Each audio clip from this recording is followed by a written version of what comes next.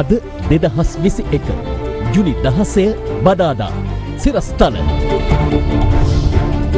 ඇමති ගම්මන් පිලට එරෙහිව සමගි ජනබලවේගයෙන් විශ්වාසභංගයේ පදනමක් නැතයි ඇමති කියයි. ඒක හරියට පොඩි එකාගේ ලිපිය වගේ. ලිපියේ මතයේ වෙනසක් නැතයි සාගර කියයි. ඒ ගහපු ලියුම සම්බන්ධයෙන් මතේ මම අදටත් ඉන්නවා පක්ෂෙත් ඉන්නවා. ගෘහස්ත ගෑස් සිලින්ඩරයක් රුපියල් 500කින් ඉහළ දැමීමට ගෑස් සමාගම් රජයෙන් අවසර ඉල්ලයි. මිල සංශෝධන ගැන සාකච්ඡා එකඟතාවකින් තොරව අවසන්. සියලුම දිස්ත්‍රික්කවල අහඹු PCR පරීක්ෂණ ඔන්ලයින් ඔස්සේ මත්පැන් විකිණීමට මුදල් අමාත්‍යාංශයේ අනුමැතිය. වෛද්‍යවරුන් විරෝධය දක්වයි. ගන්නා වූ පියවරවල අපි දැඩි පිළිකුලෙන් යුතුව හෙලා දකිනවා. දින කිහිපයක් තුළ මුහුදු කැස්බෑ සිරුරු 60කට ආසන්න සංඛ්‍යාවක් වෙරළට. ගිනිගත් නෞකාවේ බලපෑම මුහුදු ජීවීන්ට දැඩිව බලපා ඇති බවට පරිසරවේදීන් කියයි. විශාල කැස්බෑවෝ මැරුණා නම් මේ අහිංසක කිරිසප්පයෝ තප්පර ගානෙන් මිය ඇදෙනවා. හිටපු CID අධ්‍යක්ෂ ශානි අබේසේකරට දැඩි කොන්දේසි යටතේ ඇප. Sirastala. This is Ada Derana Prime Time with Kushani Fernando and Anoj Karunaratne. Live from Studio 24 in Colombo. අයිබෝවන් ඔබ අදත් එක්වන්නේ ශ්‍රී ලංකාවේ අංක 1 සහ විශ්වසනීයම පුවත් විකාශය අද දෙරණ 6:55 සමගින්. සමගි ජනබලවේගය බලශක්තිය අමාත්‍ය උදේ ගම්මන්පිල මහතාට එරෙහි විශ්වාසභංග යෝජනාවකට අත්සන් ගැනීම අද ආරම්භ කළා. අදාළ යෝජනාවලියේ ගම්මන්පිල අමාත්‍යවරයාට එරෙහිව කරුණු 10ක් ඇතුළත්. කෙසේ වෙතත් ගම්මන්පිල අමාත්‍යවරයා පවසන්නේ එම විශ්වාසභංගයට පදනමක් නොමැති බවයි. The big story. බලශක්ති අමාත්‍ය උදේ ගම්මන්පිල මහතා කෙරෙහි විශ්වාසය භංග වී ඇති බව පවසමින් සමගි ජනබලවේගය කරුණු 10කින් සමන්විත විශ්වාසභංග යෝජනාවකට අත්සන් ගැනීම අද ආරම්භ කළා.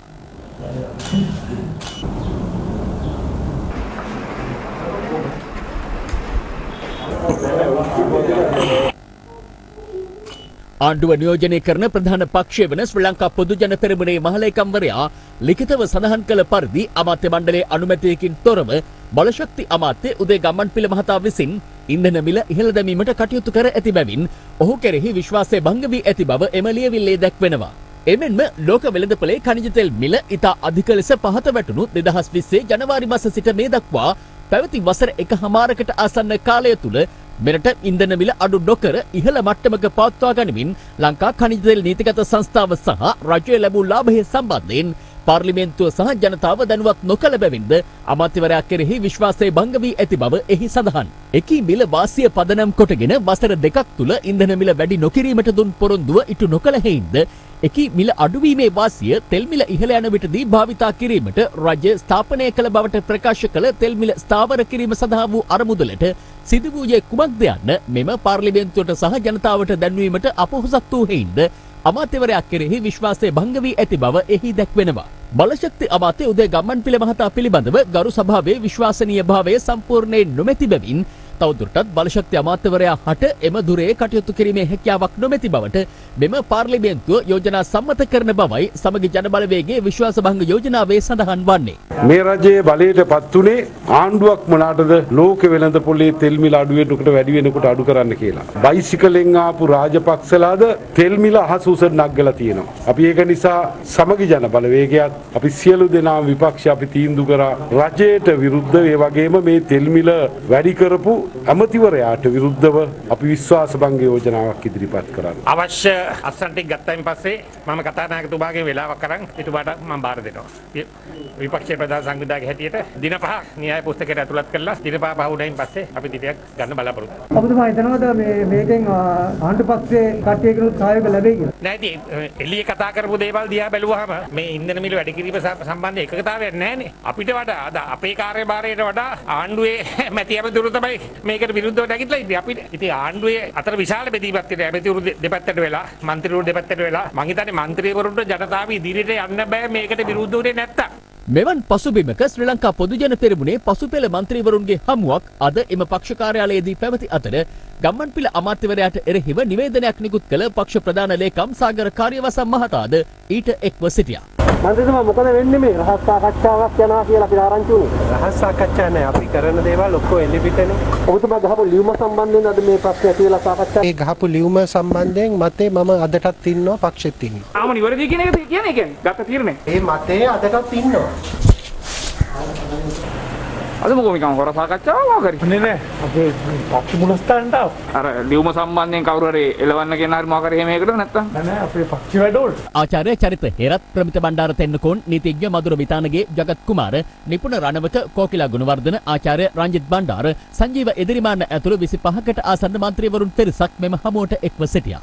සාමාන්‍යයෙන් දේශපාලනිකව යම් තර්කයක් ගොඩනගනකොට ඒක සාමාන්‍ය පොදු වාක්‍යයක්නේ. එක පැත්තකින් එතුමා සන්තෝෂ විය යුතුයි මේ ප්‍රශ්නේ තියෙන වෙලාවේ බැසිල් මහත්තයා මෙතනදී ඉන්නම ඕන කියන එක රටට දැනිච්ච එක පෞද්ගලිකව බැසිල් රාජපක්ෂ මහත්තයා ලැබපු ජයග්‍රහණයක් කියලා මට හිතෙනවා. ඇත්තම කතාව ඇතුලේ සාකච්ඡා වුණේ ගම්මන්පිල මහත්මයා ඉවත් කරන්න ඕන කියන කතාවනේ. කී දෙනෙක් විතර හිටියද ওই සාකච්ඡාවේ එළවන සාකච්ඡාවේ? නෑ මේකේ 10 15ක් ඉන්නවා. මේ කාවවත් එළවන්නවත් කාවවත් තියාගන්නවත් කියන සාකච්ඡාවක් නෙමෙයි. ඇත්තටම කවුද වැරදි මේ මින්දන වැඩ කිරීම සම්බන්ධයෙන්? තීන්දුව ගත්ත සියලු දෙනා වැරදි කියලා මම කියන්නේ. අගමැතිතුමා ජනාධිපතිවරයාට ඇතුළුවද කියලා? ජනාධිපතිතුමා අගමැතිතුමා ගත්තා වුණත් ජනතාවට බරක් නම් ඒක වහම වෙනස් කරන්න ඕනේ. ඒක පෙරමුණේ මතයද? නෑ මේක මගේ මත. ඔබතුමාලා මේ කියන්නේ බැසිල් රාජපක්ෂ හිටපු ඇමතිතුමාගේ මතය කියලා ඇත්තද? එතුමා හිටියනම් මේක වැඩි කරන්න එක නෑ. මොකද එතුමාට මිනිස්සුන්ගේ ප්‍රශ්න තේරෙන හින්දා. එතුමාට මොකද්ද වැඩි නොකර ඉන්න තියෙන හයිය බලය මොකද්ද? නෑ එතුමාට බලය නෙමෙයි එතුමාට දැනෙනවා මේ ප්‍රශ්න පිළිබඳව. මේ අතර උද්ගතව ඇති තත්ත්වය සම්බන්ධයෙන් පක්ෂ විපක්ෂ දේශපාලන නියෝජිතයින් මෙලෙස අදහස් පළ කළා. අපිට වැඩක් නෑ ඒක උදේගම්මන්පිල අමාත්‍යවරයාද එහෙම නැත්නම් වෙන කවුරුද කියලා මේකට වගකීම යුත්තේ. මේක ඉතා පැහැදිලිවම ආණ්ඩුවෙන් ගත්ත තීන්දුවක්. ඒ කියන්නේ මම නමක් දැම්මා මේකට තෙල් ගම්මන්පිල ටෙලිඩ්‍රාමා එක.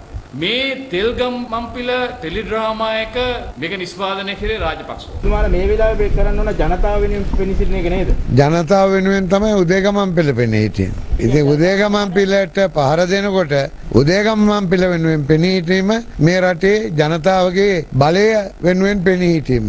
ඊළඟට තව ඇමතිවරු ඇවිල්ලා කියනවා බැසිල් රාජපක්ෂ මහත්තයා හිටියනම් මේක වැඩි වෙන්නේ නැහැයි කියලා කියනවා. මොකද්ද මේ අපබ්‍රංශ කතා? මෙතුමන්ලා හිතන් ඉන්නවත් දන්නේ නැහැ මේ රටේ ඉන්න මිනිස්සු ඔක්කොම මෝඩයෝ කියලා. බැසිල් රාජපක්ෂ මහත්මයා සෑහෙන බලපෑමක් කරන්න පුළුවන් මේ ආර්ථික තීන්දුව තීරණ වලට. මොකද ඌට නිල බලයක් තියෙනවා ඒක ජනාධිපතිතුමා වශයෙන්ම දුන්නා. මේ සාකච්ඡාව කරන වෙලේ බැසිල් ඇමතිතුමා හිටියා නම් එතුමා සමහරට මේකට විරුද්ධ වෙන්නට බොහෝ දුර ඉඩ තිබුණා. ඒ වගේම එතුමා දැඩි මතය ගිහලා මේක නතර කරගන්න තිබුණා කියලා. ඒක සමහරට සාධාරණ තර්කයක් වන්නට පුළුවන්. ආණ්ඩුවේම කට්ටියක් බෙදලා කියනවා මේක වැරදි කියලා. මේක ආණ්ඩුව කවුද කරගෙන යන්නේ? ජනතාවට දැන් තේරෙනවා මේකලේ බොරුවක් කියලා. මේක රජයේ ගත්ත තීරණයක්. ඒක එක් ගත්ත තීරණයක් නෙමෙයි. ඔයකනේ බැසිල් රාජපක්ෂ මහත්තයා හිටියනම් ඔහොම ලියුම් ගෙනිය යන්න දෙන්නේ නැහැ. එතුමා දන්නවා රටක් පාලනය කරන්නේ කොහොමද කියලා. එක් සිද්ධියක් විතරයි. හැබැයි අපි රජයක් හැටියට මුහුණ දෙන්න ඕනේ මේ සම්බන්ධයෙන්. මේ අතර තමන්ට එරෙහිවගෙන එමට විශ්වාසභංග යෝජනාව සම්බන්ධයෙන් අද ගම්මන්පිල අමාත්‍යවරයා අදහස් පළ කළා. පන්දු එවන විදිහට තමයි පහර දෙන්නේ. ඒ කියන්නේ ප්‍රශ්න අහන්න ඕනද? ඕයි. දැන් ඔබතුමාට විරුද්ධව විශ්වාසභංග යෝජනාවක් අත්සන් කරාද? අත්සන් කරන අතරම മന്ത്രിවරයෙක් මට පිටපතක් කියවලා තිබුණා. ඒකේ හැටියට නම් ඒක හරියට පොඩි එකාගේ ලිපිය වගේ. ඒ වගේම විපක්ෂ නායකතුමා ලිඛිත ප්‍රකාශයක් කරමින් කිව්වා ඉවත් විය යුත්තේ ගම්මන්පිල නොව ආණ්ඩුවයි කියලා. විපක්ෂ නායකතුමා එහෙම කියලා තිබෙදී විපක්ෂයේ മന്ത്രി පිරිසක් ආණ්ඩුවට එරෙහිව නැතුව මට එරෙහිව විශ්වාසභංග යෝජනාවක් ගෙනීමෙන් පේන්නේ විපක්ෂ නායකතුමාගේ ප්‍රකාශය පිළිබඳ විපක්ෂයේ മന്ത്രിවරුන්ට විශ්වාසයක් නැති බවයි. ඒ නිසා මේ සැබවින්ම මට එරෙහිව ගෙනාපු විශ්වාසභංග යෝජනාවක් නොව විපක්ෂ නායකතුමාට එරෙහිව ගෙනාපු විශ්වාසභංග යෝජනාවක් විදිහටයි මම දකින්නේ. දැන් ඔබතුමාට මොකද්ද මේ ගැන ඇත්තටම බයක් තියනවද විශ්වාසය කඩ වෙලා? බලන්නකෝ.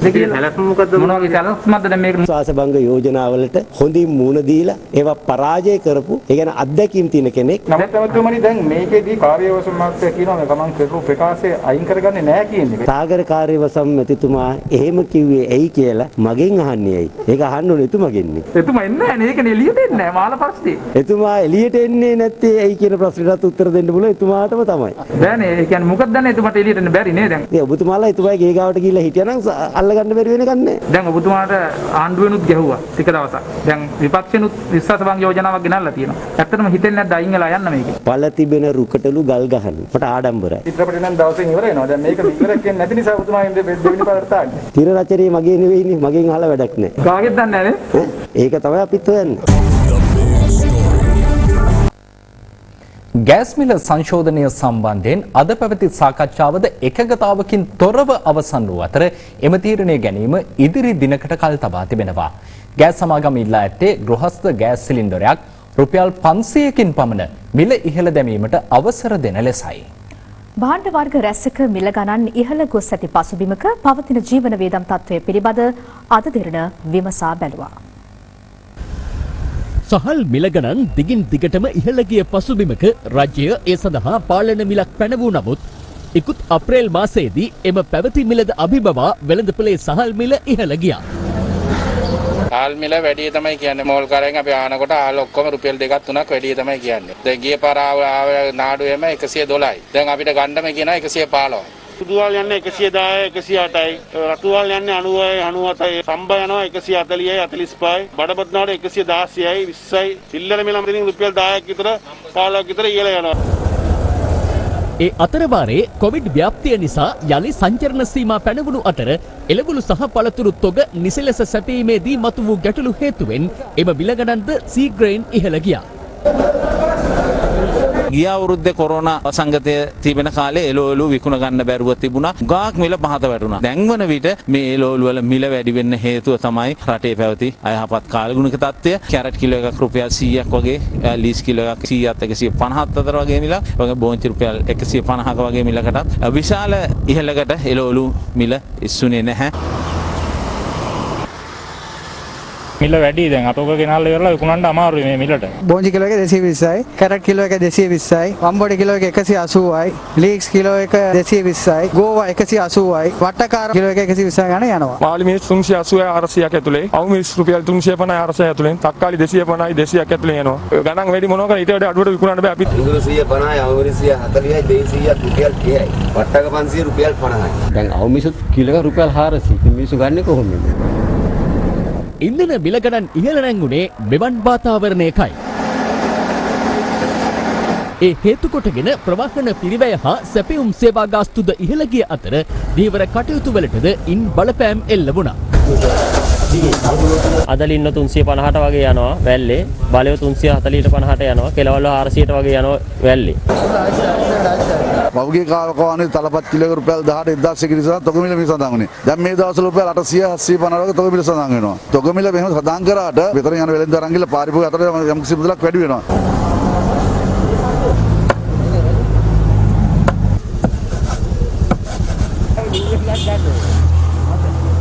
මාළුවක්ම රුපියල් 20කින් 30කින් වගේ වැඩි වෙලා තමයි තියෙන්නේ. සාලය රුපියල් 700ක් විතර එනවා. මිනිසුන්ට මාළු කන්න හැකියාවක් නැහැ නේ. මාළු මිල වැඩි හින්දා.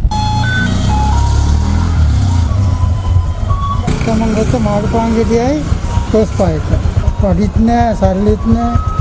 මේ වාතාවරණය තුළ ප්‍රවාහන වියදම්, නිෂ්පාදන වියදම් හා බේකරි නිෂ්පාදන සඳහා යොදා ගන්නා ඇතැම් පිටිවර්ගවල මිල ඉහළ යාම හේතුවෙන් බේකරි නිෂ්පාදනවල මිලද මේ වන විට ඉහළ නංවා තිබෙනවා. බඩු මුට්ටු මහන්න ගණන් යනවා. මේ තත්ත්වේ කරන්න අමාරු. ඉතින් දැන් ඩීසල් පෙට්‍රල් ගණන් ගිහපුවහම තවත් අමාරු. චූම් පාන් අරම යන්න අමාරු. ඒවට ගෝලයට පඩි දෙන්න ඕන ඩීසල් පෙට්‍රල් වලට සල්ලි යනවා වැඩිපුර.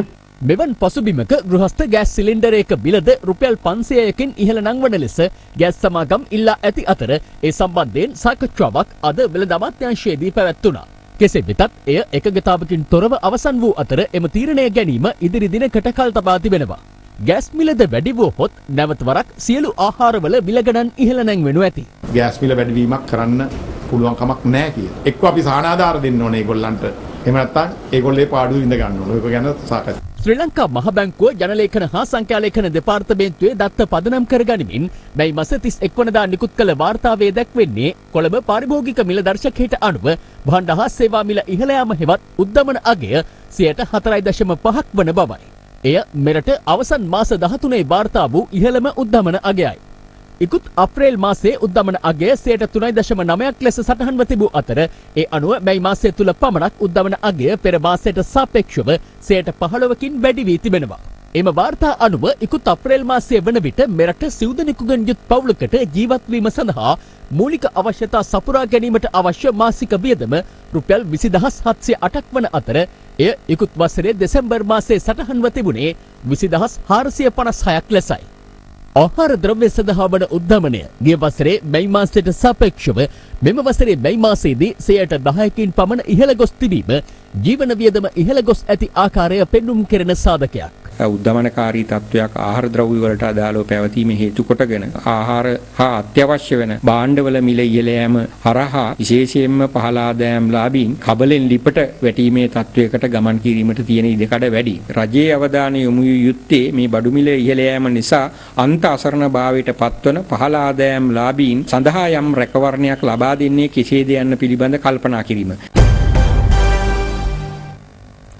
කොවිඩ් වෛරසයේ සමාජ පැතිරීම සම්බන්ධයෙන් සොයා බැලීම සඳහා සියලුම දිස්ත්‍රික්කවල අහඹු PCR පරීක්ෂණ සිදු කරන්නයි ප්‍රාදේශීය සෞඛ්‍ය අංශවලට උපදෙස් දුන් බව සෞඛ්‍ය සේවා අධ්‍යක්ෂ ජෙනරාල් වෛද්‍ය අසේල ගුණවර්ධන මහතා අද අනාවරණ කළා.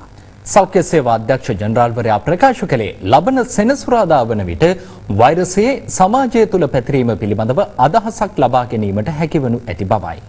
මේ අතර පසුගිය සඳුදා තවත් කොවිඩ් මරණ 55ක් සිදුව තිබෙනවා.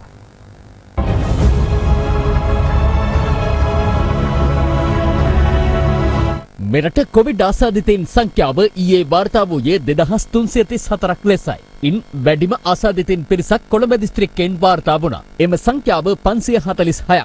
දෙවැනියට වැඩිම ආසාදිතයින් 268 දෙනෙකු කළුතර දිස්ත්‍රික්කයෙන් වාර්තා වූ අතර ගම්පහ දිස්ත්‍රික්කයෙන් වාර්තා වූ ආසාදිතයින් ගණන 250ක්. ඊයේ මෙරටදී සිදු කළ PCR පරීක්ෂණ සංඛ්‍යාව 18257ක් වූ අතර රැපිඩ් ඇන්ටිජන් පරීක්ෂණ 3979ක් සිදු කර තිබෙනවා. PCR පරීක්ෂණ සියලුම දිස්ත්‍රික්කවලට අහඹු පරීක්ෂණ කිරීම සඳහා අවශ්‍ය උපදෙස් ලබා දීලා තියෙනවා. එතකොට ඔවුන් මේ සතිය පුරාම අහඹු PCR පරීක්ෂණ සමාජය කරන්න බලාපොරොත්තු වෙනවා. සෙනසුරාදා වෙනකොට අපිට බලා ගන්න හැකියාව තියෙනවා සමාජයේ මේක පැතිරීම. ඒ අනුව අපිට තීරණය කරන්න පුළුවන් සංචලන සීමා පැනවීමෙන් කොච්චරක් දුරට මෙම රෝගය පාලනය වෙලා තියෙනවද නැද්ද කියන එක ගැන. ජුනි 14 වෙනිදා සිදු වූ කොවිඩ් මරණ 55ත් සමග මෙරට සමස්ත මරණ සංඛ්‍යාව 2315 දක්වා ඉහළ ගියා. මියගිය 55 දෙනාගෙන් 44 දෙනෙකු වයස අවුරුදු 60ට වැඩි පුද්ගලයින් වන අතර සෙසු 11 දෙනා වයස අවුරුදු 30ත් 59ත් අතර වයසේ පසු වූවන්. ඒ අතර කාන්තාවන් 22 දෙනෙකු සහ පිරිමි පුද්ගලයින් 33 දෙනෙකුද සිටිනවා. මෙයින් 5 දෙනෙක් රෝහලට ඇතුළත් කිරීමේදී මිය ගොස් තිබෙනවා. රෝහල් වලින් වාර්තා වුණ මරණ 29ක් තියෙනවා. ඊට අමතරව නිවාසවල මියගිය 17 දෙනෙක් වාර්තා වෙලා තියෙනවා. මේ අතර නිරෝධායන නීති උල්ලංඝනය කිරීමෙන් නිරෝධායනයට යොමු කළ මහනුවර කටුකස්තොට ප්‍රදේශයේ පුද්ගලික නේවාසික අධ්‍යාපන ආයතනයේ කාර්ය මණ්ඩලය ඇතුළු තවත් සිසුන් 5 දෙනෙකුට වෛරසය ආසාදනය වී ඇති බව අද තහවුරු වුණා.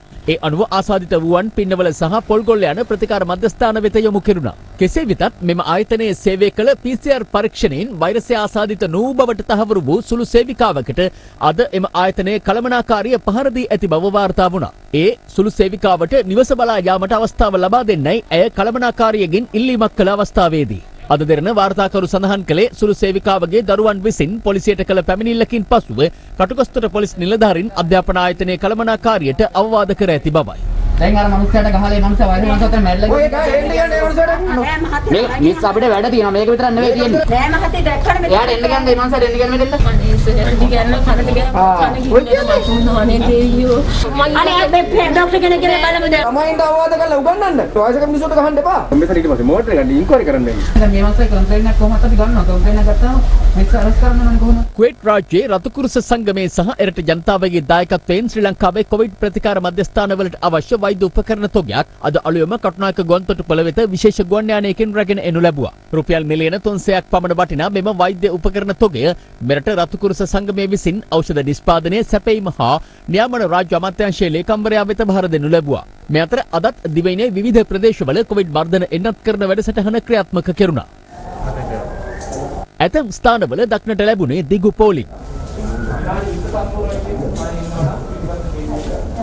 ඒ අනුව කොවිඩ් මර්ධන එන්නත්වල එක් මාත්‍රාවක් හෝ ලබාගත් සමස්ත පුද්ගලයන් ගණන 23,50,564ක්. මෙරට ආයුර්වේද රෝහල් 5ක මේ වන විටත් 600කට ආසන්න කොවිඩ් ආසාදිතයින් සංඛ්‍යාවක් ප්‍රතිකාර ලබන බව රාජ්‍ය අමාත්‍ය සිසිර ජයකොඩි මහතා අද ප්‍රකාශ කළා. සංචරණ සීමා ක්‍රියාත්මක කාල සීමාව තුළදී ඔන්ලයින් ඔස්සේ මත්පැන් අලෙවි කිරීමට මුදල් අමාත්‍යාංශයේ අනුමැතිය අද හිමි වුණා. ඒ අනුව ඔන්ලයින් ක්‍රමයට මත්පැන් අලෙවි කිරීමේ තාක්ෂණික හැකියාව ඇති ජාලගත සුපිරි වෙළඳසැල් ප්‍රමුඛ තෝරාගත් බලපත්‍රලත් ස්ථාන සඳහා මත්පැන් අලෙවිට මුදල් අමාත්‍යාංශය ප්‍රතිපත්තිමේ එකඟතාව හිමිව ඇති බව සඳහන්. නමුත් සුරාබදු දෙපාර්තමේන්තුව ප්‍රකාශ කළේ අදාළ තීරණය ක්‍රියාත්මක වන්නේ ඊට COVID-19 පැතිරීම වැළැක්වීමේ ජාතික ක්‍රියාන්විත මධ්‍යස්ථානයේ අනුමැතිය හිමි වූත් පමණක් බවයි. මෙම තීරණය සම්බන්ධයෙන් රජයේ වෛද්‍ය නිලධාරීන්ගේ සංගමය ඇතුළු වෛද්‍යවරුන් සිය අප්‍රසාදය පළ කළා. ලෝක සෞඛ්‍ය සංවිධානයේ පැහැදිලිවම කියලා තියෙනවා කොරෝනා රෝගයේ මර්ධනය කර ගැනීම එක ප්‍රධාන පියවරක් හැටියට දුම්වැටි මද්‍යසාර වළක්වන්න කියලා. එබැවින් රජයක් හැටියට දුම්වැටි මද්‍යසාර ප්‍රවර්ධනය කිරීම සඳහා ගන්නා වූ පියවර වල අපි දැඩි පිළිකුලෙන් යුතුව හෙලා දකිනවා මේ කටයුත්ත වැරදි දෙයක් හැටියට දකිනවා. අද මේ කොරෝනා යුගයේ නොකල යුතුම දෙයක් තමයි මේ මත්පැන් මද්‍යසාර ප්‍රවර්ධනය කිරීම. මේ අතර රජයේ වෛද්‍ය නිලධාරීන්ගේ සංගමයේ තනතුරු දරන නිලධාරීන් සංචරණ සීමා කාලය තුළ තම සංගමයේ ඉදිරි නිලවරණය වෙනුවෙන් එහි රෝහල් තුළ රැස්වීම පවත්වන බවට ඇතැම් පාර්ශව චෝදනා කරනවා. පසුගිය සිකුරාදා දින සහ පහුගිය සඳුදා සෙනසුරාදා වගේ දිනවල මද යූනියන් එක හරහා යව් SMS පණිවිඩ සහ පැක්ස් පණිවිඩ මගින් ඒගොල්ලොන්ට කියලා දෙනවා ඒ බාරන්ච් යූනියන් රැස් කරලා අසන් ලේඛනයක් අරගන්න අසන් ලේඛනයක් අරගෙන මේ ඉන්න කමිටුවම තව අවුරුද්දක් තියාගන්න කියලා වැරදි පූර්වාදර්ශයක් දීලා තියෙනවා. මම අහනවා සංචරණ සීමා තීද්දි අයිතු ජනරාශීන් වලට එරෙහිව වෙනත් සංවිධාන වලට වෙනත් පුද්ගලයින්ට නඩු පවරන මේ මොහොතේ කොහොමද මේ විදියට අයිතු ජනරාශියක් ඇති කරලා මේ ඉන්න සංගමයට සහයෝගය දක්වපු විදියට නන්ලයිස් ජීවමගෙන් මේ කැන්වසින් කරනවා ඒක කරන්න පුළුවන්ද මේ කාලේ අන්තර්ජාලය සහ සමාජ වෙබ් අඩවි හරහා නෑ සෙනග ඩොක්ටර්ස්ලා කැඳවමින් නෙමෙයිනේ කරන්නේ අපි ඒක කරන්නේ මේ අන්තර්ජාලය හරහා නෑ රෝහල් වල නෝටිස් දාලා පොඩි පොකට් මීටින් වගේ මේ රෝහල් වල කොහොමටත් වෛද්‍යවරු වාට්ටුවක් ගත්තොත් වෛද්‍යවරු කණ්ඩායම් ඉතින් ඒ අයට නෝටිස් එකක් ගියා කියලා ඒක හින්දා පැතිරෙනවා කියලා ගන්න බෑ කොහොමටත් ඒ අය එකට ඉන්නේ මේ අතර අදත් සැලකිය යුතු රථවාහන සංඛ්‍යාවක් කොළඹ නගරයට ඇතුළු වුණා.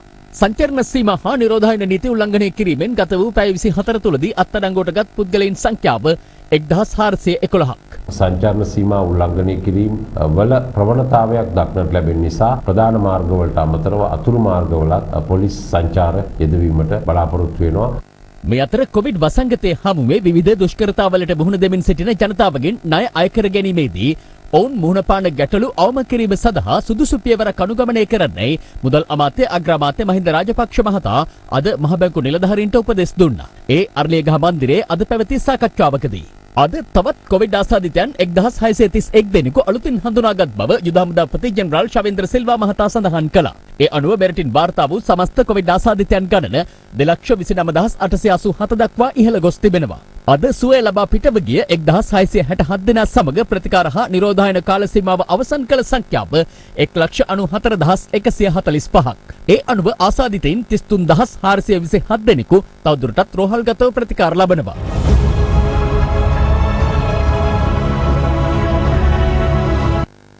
එක්සත් ජාතික පක්ෂයේ ජාතික ලැයිස්තු මන්ත්‍රී දුරේ සඳහා එම පක්ෂය නායක රනිල් වික්‍රමසිංහ මහතාගේ නම අද මැතිවරණ කොමිෂන් සභාව වෙත බාර දී තිබෙනවා. ඒ අනුව රනිල් වික්‍රමසිංහ මහතා ලබන ජූනි 23 වෙනිදා නැවතත් පාර්ලිමේන්තු මන්ත්‍රී දුරේක දෙවුරුම් දීමට නියමිතයි. එක්සත් ජාතික පක්ෂයේ මහලේකම් පාලිත රංගබණ්ඩාර මහතා විසින් තම පක්ෂයට ලැබුණු ජාතික ලැයිස්තු මන්ත්‍රී දුරේ සඳහා නායක රනිල් වික්‍රමසිංහ මහතා නිල වශයෙන් නම් කරන බවට සඳහන් කරමින් අදාළ ලේඛන අද මැතිවරණ කොමිෂන් සභාව වෙත බාර දුන්නා. අපේ එක්සත් ජාතික පක්ෂය සඳහා පහුගිය මැතිවරණයෙන් ජාතික ලැයිස්තු මන්ත්‍රී ධූරයකට අපි හිමිකම් කියනවා. ඒ හිමිකමට අනුව පක්ෂයේ නායක ගරු රනිල් වික්‍රමසිංහ මහත්මයා පාර්ලිමේන්තු මන්ත්‍රී ධූරය සඳහා මැතිවරණ කොමසාරිස්තුමාට වෙත අදාළ ලියකියවිලි අද අපි බාර දුන්නා. වෙනසක් සිද්ධ වේද පාර්ලිමේන්තුවේ? අපි බාර දුන්නේ මන්ත්‍රී ධූර 1යි ප්‍රතිඵලය 60යි. කී දෙනෙක් කොහොමද සාකච්ඡා කළේ මේ සම්බන්ධයෙන්? ආණ්ඩු පක්ෂයේ ඒ වගේම විරෝධ පක්ෂයේ දෙකේම ඉන්න බොහෝ දින සාකච්ඡා කරලා තියෙනවා. ඒවා ප්‍රතිඵල ඉදිරි කාල පරිච්ඡේදයේදී බලමු. හැබැයි සුදුසු පුද්ගලයෝ ඉන්න කාලේ නේද මහ බැංකු බැඳුම් කර වංචාව සිද්ධ වුනේ? මොකද්ද ඔබ විග්‍රහ කරන්නේ? බැඳුම් කරේ මොකද්ද ලංකාවට? රටම කියනවාද ඔබතුමා? රටම නෙමෙයි. රටවල් 10ක් කිව්වත් ලංකාවට එක රුපියලක ආලාභයක් කරලා තියෙනවා නම් පුළුවන් නම් ඔප්පු කරන්න. බිලියන 12ක් භාණ්ඩාගාරය රඳවාගෙන තියෙනවා. බිලියන 11ක් සම්බන්ධව කතා කරන්නේ. ඒතකොට ආලාභයද කරලා තියෙන්නේ. ලාභයක් කරලා දීලා තියෙන්නේ. මේක තේරෙන්නේ නැති ඔල මොට්ටල ඉන්නකන් ඉතින් අපිට කරන්න දෙයක් නැහැ. අපි තීරණය කළා එතුමා පාර්ලිමේන්තුව නියෝජනය කළ යුතුයි. ඉතින් එතුමා මේ බාරදූර වගකීම ජාතිය වෙනුවෙන් ඉෂ්ට කළ යුතුව තිබෙනවා. ඒක එතුමාගේ තීරණයක් නෙමෙයි. ඒක අපේ තීරණයක්. අදාළ ගැසට් පත්‍රයේ පළ වෙයි. ඒ අනුව 23 වෙනිදා එතුමා පාර්ලිමේන්තුවේ දිවුරුම් දීම උදේ 10ට සිදු කිරීමට නියමිතයි කියලා මතක් කරන්න කැමතියි. විපක්ෂ නායකකම රනිල් වික්‍රමසිංහ මහතාට ලබා ගන්න පුළුවන් වෙයි කියන දැඩි විශ්වාසයක් ඔබතුමන්ලට තියෙනවා. අපිට විපක්ෂ නායකකමවත් වෙන දෙයක් නෙවෙයි. අපිට අවශ්‍ය කරන්නේ වැටෙන රට ගොඩ ගන්න පාලන යන්ත්‍රයත් සමග අග්‍රාමාත්‍ය ධූරයත් ජනාධිපති ධූරයත්. ඒක එක්සත් ජාතික පක්ෂය ලබා ගන්නවා නුදුරු කාලෙදී. අත්අඩංගුවට ගැනුණු එක්ස්ප්‍රස් පර්ල් නෞකාවේ දේශීය නියෝජිත ආයතනයේ සභාපති අර්ජුන හෙට්ටිආරච්චි මහතා කොළඹ මහාධිකරණය විසින් අප මත මුදා හරිනු ලැබුවා. ඒ මහතාව අත්අඩංගුවට ගනු ලැබුවේ අද උදෑසන අපරාධ පරීක්ෂණ දෙපාර්තමේන්තුව හමුවේ පෙනී සිටි අවස්ථාවේදී. කොළඹ වරායට නුදුරු මුහුදේදී එක්ස්ප්‍රස් පර්ල් නෞකාව ගිනි ගැනීම හේතුවෙන් මෙරට සමුද්‍රීය පරිසර පද්ධතියට දැඩි බලපෑමක් එල්ල වූ අතර ඒ සම්බන්ධයෙන් නඩුව මේ වන විට අධිකරණයේ විභාග වෙමින් පවතිනවා. ඒ අනුව අපරාධ පරීක්ෂණ දෙපාර්තමේන්තුව කළ කැඳවීමක් මත අදාළ නෞකාවේ දේශීය නියෝජිත ආයතනයේ සභාපති අර්ජුන හෙට්ටිආරච්චි මහතා අද පෙරවරුවේ එම දෙපාර්තමේන්තුව හමුවේ පෙනී සිටියා. පැය දෙකකට ආසන්න කාලයක් ප්‍රකාශ සටහන් කර ගැනීමෙන් පසු අර්ජුන හෙට්ටිආරච්චි මහතාව අත්අඩංගුවට ගැනුණු අතර අනතුරුව කොළඹ මහාධිකරණයේ වෙත ඔහුව ඉදිරිපත් කෙරුණා. රුපියල් ලක්ෂයක මුදල් ඇපයක් සහ රුපියල් ලක්ෂ 10 බැගින් වූ ශරීර ඇප දෙකක් මත ඒ මහතාව මුදා හැරීමට අධිකරණය එහිදී නියෝග කළා. කෙසේ වෙතත් අර්ජුන හෙට්ටිආරච්චි මහතාට විදෙස් ගමන් තහනමක්ද අද පනවනු ලැබුවා. මේ අතර ගිනිගත් එක්ස්ප්‍රස් පර්ල් නෞකාවේ ඇතැම් ද්‍රව්‍ය තවමත් එම මුහුදු කලාපයේ විසිර පවතිනවා. නෞකාවේ ඉන්ධන මේ වන විට එම ටැංකිවල නොමැති බව නැව් සමාගම විසින් දැනට කරන ලද නිරීක්ෂණයන්ට අනුව සමුද්‍රීය පරිසර අධිකාරිය වෙත ලිඛිතව දැනුම් දී ඇති අතර ඊට අදාළ විමර්ශන තවමත් ක්‍රියාත්මකයි.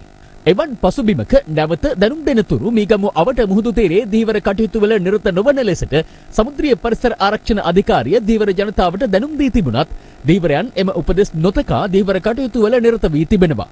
යලි ගොඩබිමට පැමිණි ඔවුන් චෝදනා කරන්නේ එක්ස්ප්‍රස් පර්ල් නෞකාව ගිනිගැනීමෙන් විනාශ වූ බහලුම් කැබලි මුහුදු පතුලේ තිබී තම දැල්වල පැටලීම හේතුවෙන් දීවර ආම්පන්නවලට හානි වූ බවයි.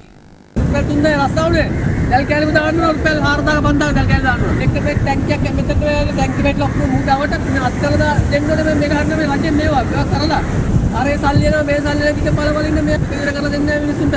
5000 දෙන එක ගන්න ගියත් ග්‍රාමසේකරකට ඉන්න කියලා මේ ග්‍රාමසේකරකට එන්න කියනවා. අන්නත් මිනිස්සු මේ අතර එක්ස්ප්‍රස් පර්ල් නෞකාව ගිනිබත් වීමෙන් සිදු වූ පරිසර හානිය හමුවේ මත්ස්‍ය සම්පතට හානි සිදු වූ බවත් එමගින් දීවර ජනතාව දුෂ්කරතාවට පත්ව ඇති බවත් අගරදු ගුරු අතිඋතුම් මැල්කම් කාදිනල් රංජිත් හිමිපාණන් පවසනවා. එවන් පසුබිමක ඉන්ධන මිල ගණන් ඉහළ නැංවීමෙන් එම ජනතාව තවත් පීඩාවට පත්වන බවයි උන්වහන්සේ පෙන්වා දෙන්නේ. එබැවින් මෙම මිල වැඩි කිරීමෙන් දිලිඳු ජන කොටස් ආරක්ෂා කිරීමට පියවර ගන්නා ලෙසත් ඔවුන්ට යම් සහනයක් සැලසීමට කටයුතු කරන ලෙසත් කාදිනල් හිමියන් ජනාධිපතිවරයාගෙන් ඉල්ලා සිටිනවා. ලෝක සාගර කැස්බෑ දිනය අදයි. අප මේ දිනය සමරන්නේ අප පරිසර පද්ධතියේ ජීවත් වන කැස්බෑවන්ගේ ජීවිත දැඩි අභියෝගයකට ලක් පැති පසුබිමකයි. අද දෙරණ ඒ පිළිබඳව කළ සොයා බැලීමක් මේ. කැස්බෑවන් වෙනුවෙන් දිනයක් වෙන් කිරීමට තරම් ලෝක ප්‍රජාව මූලික වූයේ එම සතුන් වඳ වී යාමේ තර්ජනයට මුහුණ දී සිටීම හේතුවෙන්. ජුරාසික් යුගයේ සිට මිහිපිට වෙසෙන මෙම සත්වයින් පරිසර විශේෂඥයින් හඳුන්වන්නේ සජීවී පොසිල ලෙසයි. ඇතැම් කැස්බෑවන් වයස අවුරුදු 400ක් පමණ ජීවත් වන අතර ඔවුන්ගේ සාමාන්‍ය ආයු කාලය වසර 100ක්. එවැනි වටිනාකමක් ඇති කැස්බෑවන් ආරක්ෂා කරන කාලයක අපේ රටේ කැස්බෑවන් මිය යාම දිවයිනේ විවිධ වෙරළ තීරවලින් වාර්තා වුණා. දින කිහිපයක් ඇතුළත අපට අහිමි වී ගිය මුහුදු කැස්බෑවන් ගණන 50කට ආසන්නයි. බටහිර වෙරළේ මුන්දලම දක්වාත් දකුණු වෙරළේ තංගල්ල රැකව ප්‍රදේශ දක්වාත් කැස්බෑවන්ගේ සිරුරු වෙරළට ගොඩගසා තිබුණා. ලොව වඳ වී යාමේ තර්ජනයට ලක්ව ඇති පොතු කැස්බෑවන් 5 දෙනෙකුම අප පරිසර පද්ධතියට අහිමි වීම කනගාටුදායක පුවතක්. අපි විශ්වාස කරන්නේ මේ මරණවලට ඍජුවම මේ එක්ස්ප්‍රස් පර්ල් නෞකාවේ අනතුර වග කියන්න ඕනේ කියන කාරණේ. මොකද අපි දන්නවා වාරකම් මුහුද හැම වර්ෂයෙන් පැමිණෙනවා. ඒ තත්ත්වවලදී මෙවැනි මරණ සංඛ්‍යාවක් අපිට ඇත්තටම වාර්තා වීමක් සිද්ධ වෙලා නැහැ. ඒ වගේම අනික් පැත්තෙන් අපි විශ්වාස කරනවා මුහුදේ සාමාන්‍යයෙන් 10 දෙනෙක් මැරෙනකොට එක්කෙනයි ගොඩට ගහගෙන ඉන්නේ. කැස්බෑවන් 50ක් ගොඩබිමට එනවා නම් අඩුතරමින් 500ක්වත් මුහුදේ මිය ගිහිල්ලා ඉන්න ඕනේ.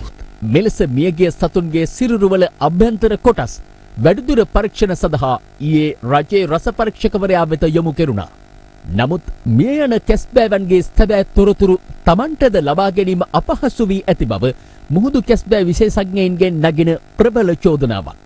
තාමත්ම අවාසනාවන්ත කාරණාව තමයි තවමත් මේ මියගිය කිසිම සත්වයෙක් ස්ථිර වශයෙන් මෙන්න මේ කාරණාව නිසා මිය ගියාය කියලා පශ්චාත් මරණ වාර්තාවක් ඉදිරිපත් කරන්න අසමත් වෙලා තියෙන එක ගැන. ඉතින් ඇත්තටම අපිට කනගාටුයි මේ රටේ වගකිව යුතු නිලධාරීන් මුනිවත රැකගෙන රටේ ජනතාවට ඉදිරිපත් කරන්න ඕන කරුණු ටික ඒ නිසි වේලාවට ඉදිරිපත් කරන්නේ නැතුව වෙනත් මතවාද ඇති වෙන්න ඉඩ සලසලා තියෙන එක. කැස්බෑ සංරක්ෂකයින් පවසන්නේ මාස ගණනාවක සිට අභිජනනය කළ පැටවුන් මුහුදට මුදා හැරීම අභියෝගයක් වී ඇති බවයි. මෙතන අපි ඉන්නවා ආබද්ධ කැස්බෑව. මේගොල්ලන්ට අපි රැකවරණය දෙනවා. ඒගොල්ලෝ පුනරුත්ථාපනයක් කරනවා. ඊට අමතරව කැස්බෑවන්ගේ බිත්තර පරිබාහිර සංරක්ෂණය යටතේ ස්ථානගත කරලා ඒ වගේ ඉන්න පැටවුන් මුහුදට නිදහස් කරනවා. ඉතින් මේක අපිට COVID-19 වත් කිසිම හේතුවක් මත නතර කරන්න බෑ. අද අපිට වෙලා තියෙන කැස්බෑව ටික ටැංකිය විදිහට මේ පැටවු ටික මුහුද දිහා බලාගෙන ඉන්න. දැන් ප්‍රශ්න වෙලා තියෙන්නේ මේ අහිංසක කුඩා දරුවෝ වගේ ඉන්න අසරණ කැස්බෑ පැටවු මුහුදට පෙර පරිදි මුදා හරින්න බෑ. මුදා හැරියොත් අච්චර දැවැන්ත විශාල කැස්බෑවෝ මැරුණා නම් මේ අහිංසක කිරිසප්පයෝ තප්පර ගානෙන් මිය ඇදෙනවා. පිරිමි දරුවෙකු වසර 5ක් තිස්සේ අපයෝජනය කළ 50 හැවිරිදි පුද්ගලයෙක් තලංගම පොලිසිය විසින් අත්අඩංගුවටගෙන තිබෙනවා. පොලිසිය පැවසුවේ දිලිඳු පවුලක දරුවෙකු ඔහු හදා වඩා ගැනීම සඳහා අදාළ පුද්ගලයා විසින් නිවසේ රඳවාගෙන ඇති බවයි. පුත්තලම මදුරන් කුලියේ පදිංචි දරුවන් තිදෙනෙකුගෙන් යුත් මෙම පවුලේ පියා ගඩොල් පෝරණුවක සේවය කරමින් දරුවන් පෝෂණය කළා. සිද්ධියට මුහුණ දුන් පවුලේ දෙවෙනි දරුවා මීට වසර 5කට පෙර කෑගල්ලේ පිරිවෙනකට බහර දෙන්නේ පවතින අගහිඟකම් හේතුවෙන්. සසුන්ගත වීමට සිටි එම දරුවා හදිසියෙම පියා විසින් පිරිවෙනින් රැගෙන එනු ලබන්නේ මිත්‍රයෙකුගේ අදහසකට අනුව දරුවා තලවතුගොඩ ප්‍රදේශයේ පුද්ගලයෙකුට බහර දීම සඳහායි. මට කිව්වා පන්සලේ හාමුදුරුවෝ හෙට මහාන කරනවා තාත්තේ එන්න කියලා. වැඩපොලේ හිටියක් මිනිස්සෙක් ගල්ලා දිනා. ඒ මිනිස්සයා කිව්වා ළමයාව මහාන කරන්න එපා. හොඳ මහත්තයෙක් ඉන්නවා තලවතුගොඩ. ළමයාට හැම තීලු සැපපහසුකම්ම දීලා හිටන් මේ ළමයා බලාගෙන ඉතේන මේ ළමයා ওই මහත්තයට දෙන්න කියලා හිටන්. ඒ අතරතුර තවත් දරුවෙකු සොයා දෙන ලෙස තලවතුගොඩ පදිංචි පුද්ගලයා කළ ඉල්ලීම අනුව මදුරන් කුලියේ තම මිතුරෙකුගේ වයස අවුරුදු 14ක් වන මෙම දරුවාද ඔහුට බාර දීමට කටයුතු කර තිබුණා. මහත්තයා මට කතා කරලා කිව්වා මට පොඩි ළමයෙක් දෙන්න වැඩි දඩබ්බර ළමයි මට මෙයා කරන්න බෑ කියලා. ඊට පස්සේ මගේ යාළුවෙක්ගේ පුතාව ගේ ළමයාවත් අරගෙන ගියා. සතියක් විතර යනකොට අර ගෙනාපු ළමයාගේ තාත්තට ඒ ළමයා කෝල්ලක් දීලා දුන්නා. තාත්තේ සීයා මට ඉන්න දෙන්නේ නැහැ. සීයා කරදර කරනවා. මං එදා බුදිගෙන ඉඳී ඒ සීයා මං ළඟට අතින් ඇදලා කිව්වා මේ මං ළඟට එන්න මේ වට කිසි කරදරයක් වෙන්නේ නැහැ කියලා. මගේ එද්දිම මං එහා පැත්ත පුටුවක් තිබ්බා. මං ওই පුටුව මේ කැඩෙනකම්ම ගැහුවා. ඒ අතරතුර පළමුව බහර දුන් දරුවා තමන්ට විඳීමට සිදු වූ ලිංගික අතවරය මෙලෙස රහසිගතව පටිගත කර දෙවනි දරුවාගේ ජංගම දුරකථනයට යොමු කර තිබුණා. තම දරුවාට වසර ගණනාවක් තිස්සේ වූ අපයෝජනය පියා දැනගන්නේ ඉන් අනතුරුවයි. වීඩියෝ එක මම බැලුවේ නෑ. මට බලන්න බෑ මගේ දරුවාගේ වීඩියෝ එක මම කොහොමද බලන්නේ මේ මිනිහා මේ කරලා තියෙන දේ. පසුව මේ සිද්ධිය සම්බන්ධයෙන් ඔහු තලංගම පොලිසියට පැමිණිල්ලක් සිදු කළ අතර එහිදී තලවතුගොඩ පදිංචි පුද්ගලයා පොලිසියට කැඳවනු ලැබුවා.